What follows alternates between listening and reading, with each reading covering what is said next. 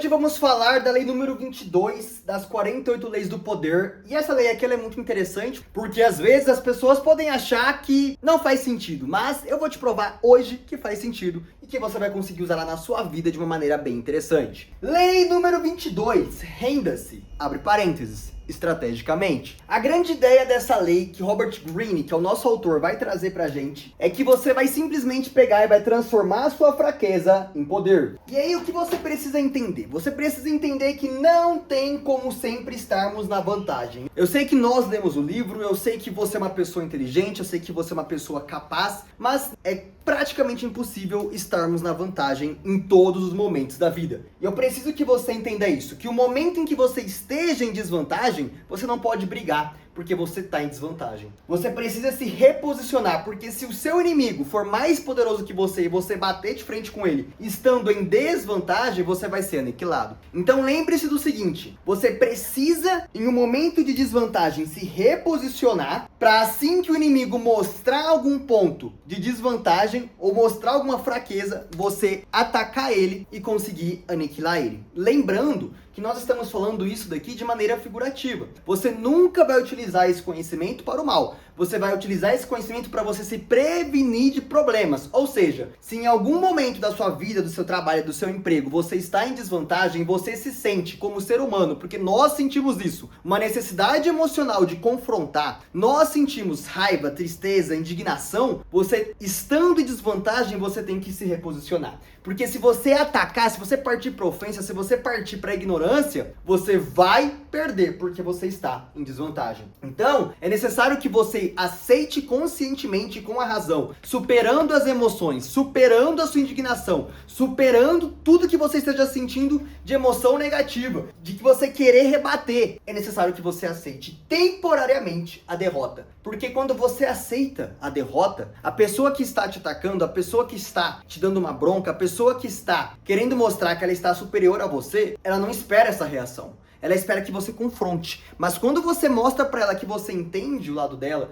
você mostra pra ela que você está aceitando a derrota, essa pessoa fica surpresa. Ela baixa a guarda, então ela vai te deixar em paz. E é esse momento em que ela te deixa em paz, e é nesse momento em que ela abaixa a guarda, e é nesse momento em que você conseguiu se reposicionar, que você vai tramar uma forma de você voltar ao cenário do jogo, dessa vez em vantagem. E entenda o meu lado. O que eu tô querendo dizer pra você não é que você vai voltar no jogo para você se vingar dela, muito pelo contrário, você vai voltar no jogo como uma pessoa melhor. Então se você estava no seu emprego, você cometeu um erro, essa pessoa veio te apontar o erro de uma maneira grosseira ou de uma maneira desrespeitosa, em vez de você revidar emocionalmente como toda e qualquer outra pessoa faria, você vai aceitar essa derrota porque você errou, você vai se reposicionar e vai voltar como uma pessoa melhor, como uma pessoa menos propícia a erros. E olha só, se você rebate, talvez você poderia perder o emprego. Agora, você se reposicionando, você volta menos propício, mais maduro e quem sabe até no futuro receber um aumento. Então entenda que a derrota temporária não é um fracasso. Às vezes é uma maneira de você se reposicionar e conseguir conquistar um novo espaço. Para isso eu preciso te contar uma história do Brecht. Então ele era alemão e ele de repente mudou para os Estados Unidos e ele se assumiu comunista. E lá nos Estados Unidos então ele começou a ser investigado junto com outras pessoas pela Comissão de Atividades Anti-Americanas do Congresso dos Estados Unidos. Isso lá na época de 1847. E lá essa comissão ele escolheu informações sobre Brecht, que tinha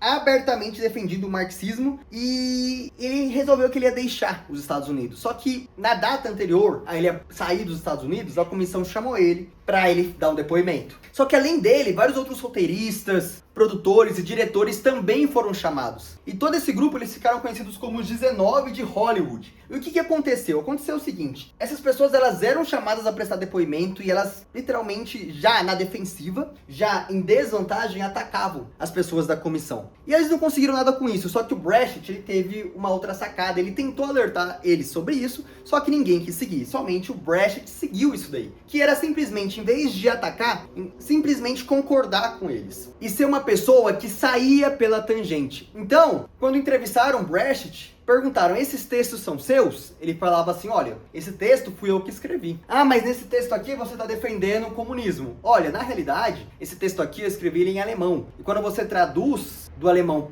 para o inglês, as palavras não ficam tão precisas. Toda essa conferência do Brecht em que ele fez o depoimento, ela foi realizada ao lado de um intérprete, apesar de Brecht saber muito bem o inglês. Por quê? Porque ele queria sair pela tangente dizendo que tudo que ele escreveu em inglês, na realidade, não era o que ele queria dizer em alemão. Ele queria mostrar que tudo isso não passava de um mal entendido. E em todas as perguntas que fizeram atacando Brecht, ou quaisquer outras perguntas, ele se mostrou passivo, ele se mostrou gentil, se mostrou educado. E ele foi liberado ali por volta de 1 hora, desde que começou todo esse depoimento. E sim, ele foi liberado, ele voltou para a Alemanha e lá ele continuou livre para conseguir fazer o que ele queria fazer. Ele não teve que arcar com mais nenhuma consequência. Então eu quero que você aprenda com Brecht que você precisa saber aceitar a derrota algumas vezes para você conseguir sair por cima. A grande ideia do Brecht era que ele não ia se rebaixar ao nível das demais pessoas da comissão para brigar com eles. Abre aspas no que está escrito no livro. Por que se rebaixar ao nível do adversário discutindo com ele? Por que não passar sutilmente a perna no adversário fingindo se render? Fecha aspas. Então a grande ideia é justamente essa. Você não se rebaixa ao que a pessoa quer te atacar. Você olha para isso, controla suas emoções, se controla mentalmente, encontra uma solução e depois você se reposiciona e lá no futuro você consegue ascender, certo? Então eu quero que você aplique isso na sua vida. Eu te dei vários exemplos durante o decorrer desse vídeo, só que para você conseguir aplicar isso na sua vida, primeiro passo, você precisa deixar o like aqui embaixo, porque com certeza se você assistiu o vídeo até este momento, você gostou do vídeo, então você vai me ajudar deixando o like. E eu sei que você quer assistir as próximas leis, das 48 leis do poder, porque a próxima lei já é a 24, porque a 23 já tem um vídeo no canal, então você vai se inscrever no canal para conseguir ficar por dentro das próximas leis. E agora, para você conseguir aplicar isso de fato, você precisa, em todos os momentos que requerem que você se mantenha calmo, você precisa se manter calmo. Em todos os momentos em que você está em desvantagem, você precisa se manter calmo, você precisa se render para você conseguir se reposicionar. Eu já te dei o exemplo do chefe